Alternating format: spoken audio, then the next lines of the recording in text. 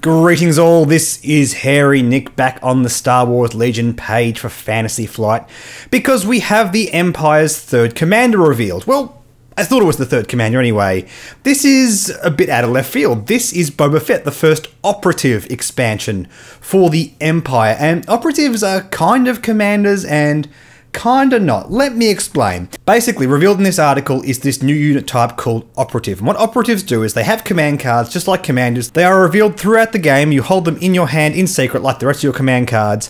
But operatives are not capable of commanding other troops. All of their command cards specifically issue orders to themselves.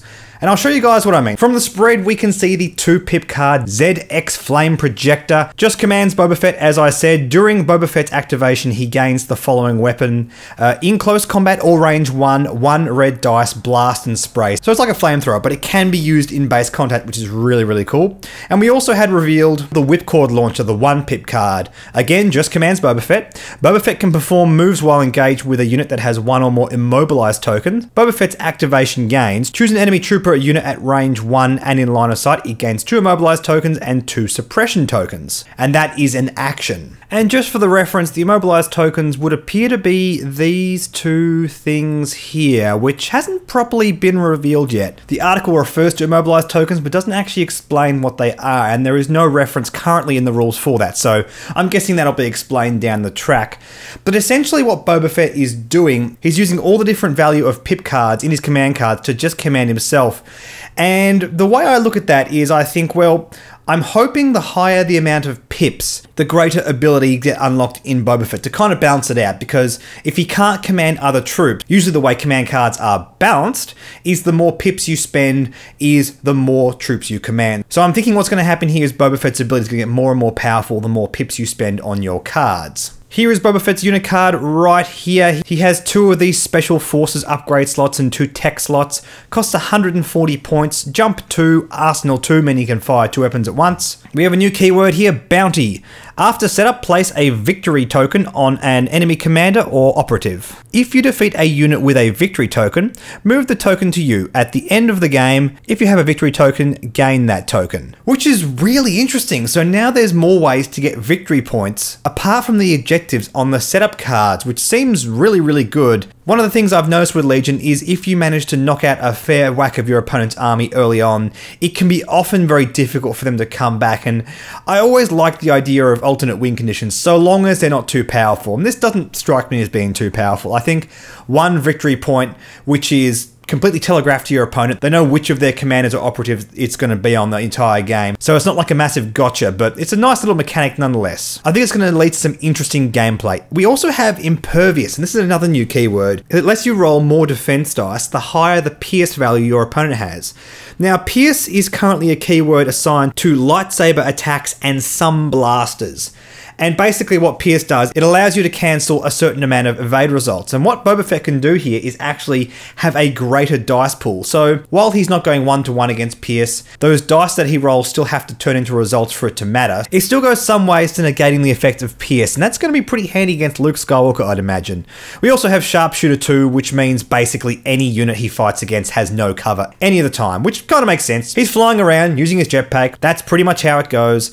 His attacks are, he has Boot Spikes, 2 red dice in base contact, Wrist Rocket, watch out for those Wrist Rocket guys, range 1-2, 2 black dice, impact 1, and Fett's E3 Carbine, range 1-3, 2 black dice with Pierce 1. So while neither of those weapons are significantly more powerful than the other, it does mean you can adapt to situations.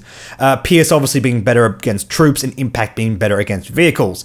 His core stats are, he defends with red dice, has 5 health, 3 courage, converts his offensive surges to criticals, his defensive surges to evades, and he moves at speed 3, which is very interesting. Currently the only unit to move at speed 3 apart from the bikes and the airspeeder. So yeah, Boba Fett's going to be very, very aggressive. Potentially even more aggressive at map control than Luke Skywalker, who only moves at range 2. And he also costs 140 points, which is 20 points more than Han Solo. And speaking of Han Solo, I always hate doing this in videos, but I do have to bring this up. This is a bit of a concern. I've talked about, as we are seeing these new Legion expansions revealed, we don't want to see out-of-faction cards appearing in different expansion packs, meaning you might have to buy out-of-faction to get certain upgrades, and unfortunately that is what we are seeing here. If we compare this to the Han Solo box, unless this spreads an error, we only get this copy of Hunter in Boba Fett, and we only get a copy of Improvised Orders currently in the Rebel pack in Han Solo, and that's... oh, guys, that doesn't really sit well with me. I really thought FFG wasn't going to do that with this game. Look, it might be some errors in the spreads, but at the same time, Wave 3 is not giving us an Imperial commander that can take command upgrades, so Improvised Orders looks very unlikely on the Imperial faction. Indeed, it is very much flavoured towards the Rebels, I get that, but these are not Rebel and Imperial specific cards. So, yeah, that's a bit of a downer. Obviously, we want copies of these cards in all the different factions if they are going to be fieldable in all different factions, because that's the tournament regulations. You have to take copies of these cards in order to field them. So, yeah, not very happy about that, guys. I have to be honest there. But while we're on the subject of Hunter, let's have a look at the card. This is one of the special ops upgrades. Costs 6 points while attacking a wounded trooper unit. During the roll attack die step, you may gain 1 aim token, and this is very reminiscent of Colonel Vessery in X-Wing, that allows himself to take a target lock at the very beginning of an attack. Basically, this is built-in solid rerolls. It means you very rarely have to take aim. And it seems really, really strong to me. I can't imagine too many situations where you wouldn't want to take this card. Apart from, of course, yes, it costs 6 points and you may have better synergistic options, but in terms of raw value, I really love the look of this card. We also have another TEP card here. Can't quite tell what it is. I'm going to assume it's going to appear in the Han Solo pack.